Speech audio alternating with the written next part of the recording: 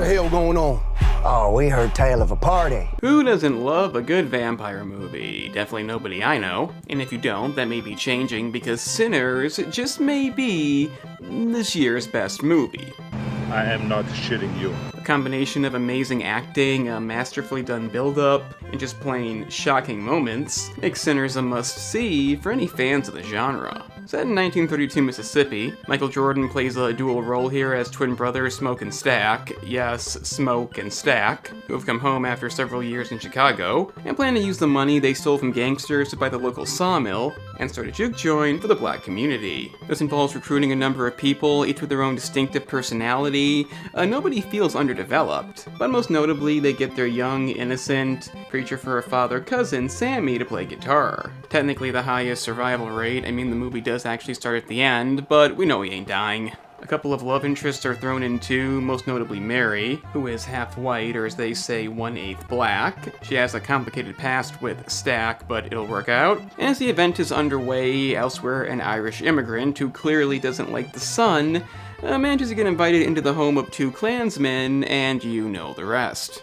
Obviously, the whole skin color thing is gonna make getting into the sawmill tricky, but believe me when I say some crazy shit goes down. The way this movie is set up, the tone it gives off, is brilliantly done. If you didn't know it was a vampire movie and the trailers don't make it extremely obvious, you honestly don't know exactly what's coming. The build-up is great, the cast is intriguing, you know Sammy isn't the most interesting young lead, but he gets the job done, and Michael Jordan playing two roles that are vastly different in personality just makes it all the more impressive.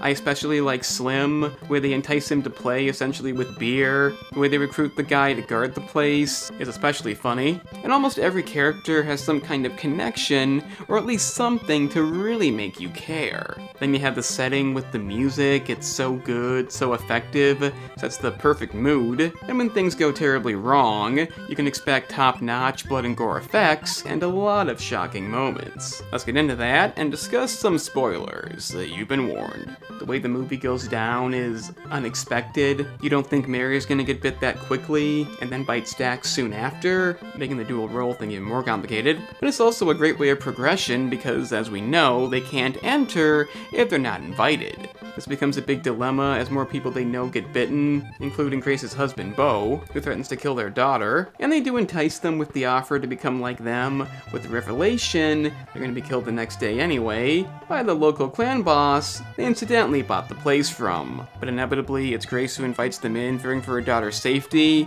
and that's not beyond reason. You knew they had to get in somehow, they don't go for plot convenience. The way she immediately impales her husband, and the way they both burn up in the fire she accidentally started is a great scene, implying their souls wouldn't be trapped because, you know, vampire logic. After that, it's pure mayhem, obviously not that many make it out, and the fight between Smoke and Stack and Sammy and the head vampire is really well done.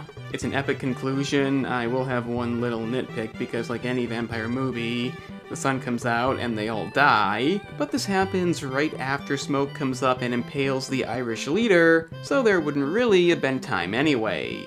A slight issue there. That said, it doesn't end there either. We get a thoroughly enjoyable scene when Smoke guns down the Klansmen. You can't help but love that. And in a surprising twist, Sammy, the quote-unquote only survivor, as Smoke got mortally wounded, goes back home to his father who seems to know what happened, but he doesn't do what he says. Instead, he becomes a blues musician and grows old doing it. You don't see that event coming. Then in a mid-credit scene, Smoke and Mary, who are not dead and together, come to see him, explaining that Smoke just couldn't kill him. Not the most unexpected thing, as in if he was dead they would have probably showed that, but with so much happening, you could easily miss it. They do end off on good terms, and despite the length of this movie, it never feels too long or remotely boring. I can't help but mention the Irish dancing scene. It's completely random, but I kinda love it. Gives off a creepy vibe. In an earlier scene that supposedly gets the vampire's attention, when Sammy starts playing and essentially transcending time, conjuring spirits from the past and future. Again, completely random, not really needed, but I can't say that I don't like it. Yeah, I don't have many flaws here. Sinners is really damn good. It's dark when it needs to be, eventful, has a great tone, looks amazing, and basically nothing feels half-assed. I can't recommend it enough. It probably is my new favorite movie this year. I did enjoy Companion and Novocaine, but Sinners is top-notch stuff. It's an amazing vampire movie, incredibly unique. You don't know what's gonna happen, and I may even say it's kind of an experience. I don't say that often, so if you haven't seen it, I advise doing that as soon as possible. So let me know what you guys think down in the comments. Remember to like the video, subscribe down below, and check out the gaming channel for the same content with games. Link in the description. I'm the Analyst, and remember kids, if somebody shows up literally smoking, as in their whole body, don't let them in.